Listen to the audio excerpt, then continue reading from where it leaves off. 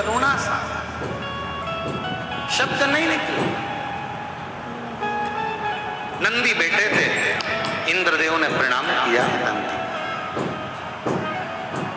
और पहले भी कहा, आज फिर कहते हैं, तुम्हारे मन की अगर कोई कामना हो ना, नंदी के कान में जाकर धीरे से पहले भगवान शिव का नाम उच्चारण करो।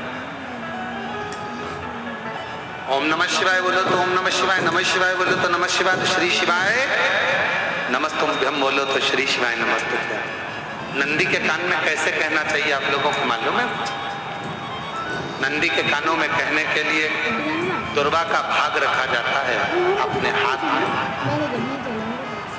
और दुर्वा के भाग को अपनी हथेली में हाथ में रखकर फिर नंदी के कानों के पास में जाकर धीरे से कहा जाता है, श्री शिवाय नमस्तु, श्री शिवाय नमस्तु, श्री शिवाय नमस्तु, श्री शिवाय नमस्तु, श्री शिवाय नमस्तु।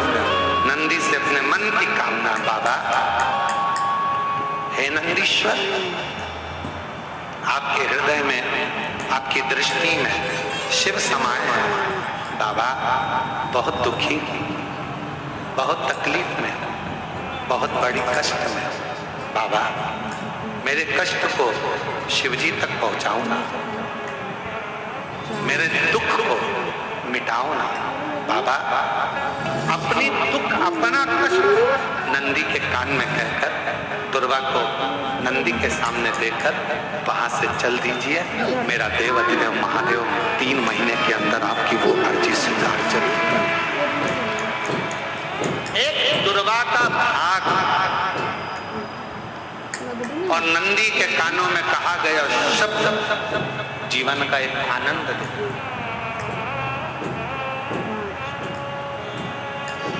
एक दुर्वा का, और यदि दुर्वा नहीं भी होती है, अगर दुर्वा नहीं है तो नंदी के जो गले में, शिव मंदिर में नंदी होता है, नंदी के गले में जो घंटी पड़ी होती है, घंटी देखिए नंदी के गले में, और अलग से तो कोई घंटी डालता नहीं है, पत्थर की ही घंटी बनी होती है, पाषाण की ही घंटी बनी होती है। उस घंटी जो डली हुई है, जो गला है नंदी का, उसका स्पर्श करते हुए नंदी के कान में अपनी बातों को कह देना।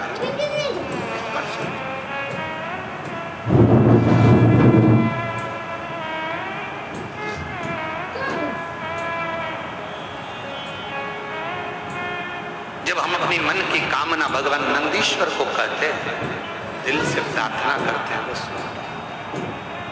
हृदय की तरह। नंदी, इंद्रदेव ने नंदी को प्रणाम किया, नंदीश्वर से पूछा कि वो ब्रह्मा जी जिनको बड़ी अंदर से गिलानी,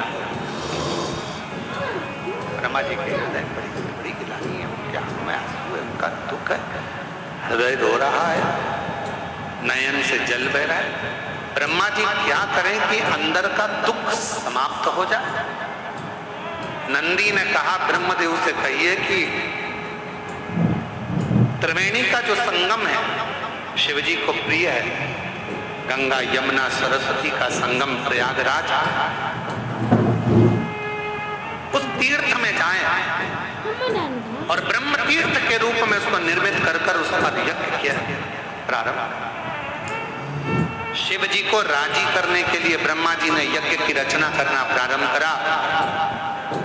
गंगा यमुना सरस्वती के तट पर, माँ गंगा यमुना सरस्वती के तट पर पहुंच गए, यज्ञ की रचना हुई, यज्ञ प्रारंभ होने की तैयारी हुई। विचार करा गया कि किसका यज्ञ करें, किसको प्रसन्न करें, किससे विनती करें, यज्ञ किसका। तब ब्रह्मा जी ने देवताओं से पूछा, देवता कुछ बोले नहीं। भगवान नारायण से पूछा, नारायण कुछ नहीं बोले।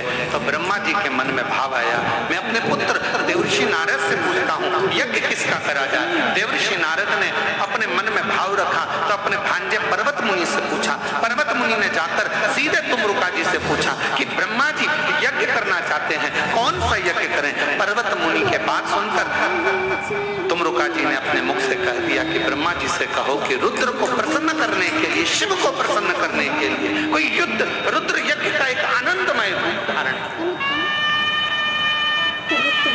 महाराज पृथ्वी पर दुनिया का पहला यज्ञ था जो भगवान ब्रह्मा जी ने भगवान शिव को प्रसन्न करने के लिए किया। दुनिया का प्रथम यज्ञ और कहाँ हुआ था? तो कहा प्रयागराज की पवित्र धरा पे हुआ, त्रिवेणी के संगम पर हुआ। अब ब्रह्मा जी यज्ञ करने को तो तैयार हो गए, पर रुद्र को प्रसन्न करने के लिए शंकर का होना जरूरी है। शिव जी तो समाधि में लीन है, शंकर का प्रतिबिंब कुछ रखा जाएगा। ब्रह्मा जी चले गए कैलाश, कैलाश पर जाकर देखा तो भगवान शिव तो समाधि में लीन थे। शंकर भगवान का प्रतिबिंब किसको लेकर जाऊं? तब माँ पार्वती जी जिस शिवलिंग की पूजन करती थी, माता पार्वती जी जिस शिवलिंग की आराधना करती थी, शंकर का प्रतिबिंब मानकर मां जगत जननी जगदम्बा अम्बा पार्वती जिस शिवलिंग का पूजन करती थी, उसी शिवलिंग को ब्रह्मा जी जाकर विनय करने लगे, निवेदन करने लगे, माँ बाबा तो समाधि में लीन है, आप हमको ये शिवलिंग दे दीजिए। पार्वती जी ने कहा ये तो वो शिवलिंग है जिसकी आराधना मैं करती हूँ, जिसकी साधना में करती हूँ, जिसकी पूजन में करती हूँ, और आप वो शिवलिंग मांग रहे हैं।